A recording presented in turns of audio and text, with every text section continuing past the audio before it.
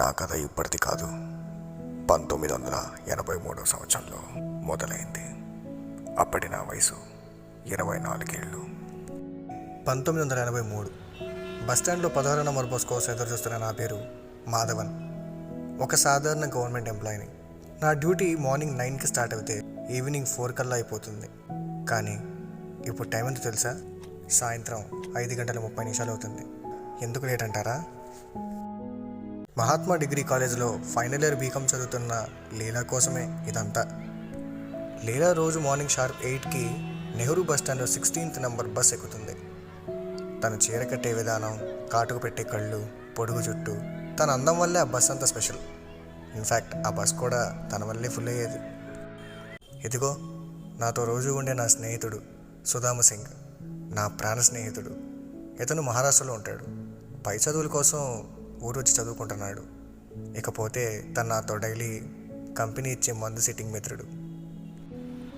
రోజులాగే ఈరోజు కూడా 16 number bus వచ్చింది. కానీ రోజులో ఉండే హడావిడి లేదు. ఏమైందో ఏమో, ఆ రోజు నుండి ఒక 4 రోజుల దాకా ఆమె నాకు కనపడనే లేదు. పైగా ఇది వర్షాకాలం, ఊరికినే వర్షం పడిపోతుంది. ఒకరోజు ఆఫీస్ అయిపోగానే బయటికి వచ్చి చూస్తే లైట్గా వర్షం పడుతుంది. పరిగెత్తుకుంటూ దగ్గరలో ఉన్న బస్ స్టాప్ దగ్గరికి వెళ్ళి నుంచుని తడిసిన బట్టలు తుడుచుకుంటున్నా. సడన్గా ఒక పిడుగు శబ్దానికి నా కళ్ళు పైకి చూశాను. అదే కళ్ళు కిందకి దించుతా చూసిన నాకు ఆనందం అనిపించింది. ఎందుకో తెలుసా? 4 రోజుల తర్వాత మళ్ళీ నాకు తను కనపడింది. ఈలోపు నా పక్కన ఒక లేడీ ఫోటోగ్రాఫర్ ఉన్నారు. వర్షం వల్ల ప్రాబ్లమ్స్ ఏంటి అని ఫోటో తీసి ఫేమస్ పేపర్ అయిన ది హిందూలో ఆర్టికల్ వేద్దాం అనుకుంటుంది.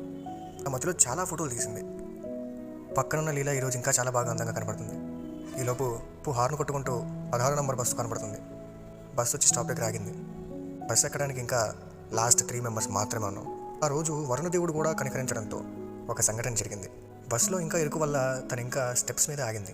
ఈలోపు ఒక పెద్ద మెరుపు స్టాప్ పక్కన ఉన్న చెట్టు మీద పడింది. ఈలోపు ఉలిక్కిపడి లీలా స్టెప్స్ నుంచి జారింది. కరెక్ట్గా వెనక్కి తిరిగి నా మీద ఒక తారలా వాలింది. అదే మూమెంట్లో చిన్న చిన్న తుప్పర్లు, ఆ చెట్టు మీద మెరుపు. నిజం చెప్పిన అగ్ని సాక్షిగా ఆ రోజు లీలా నన్ను చూసింది.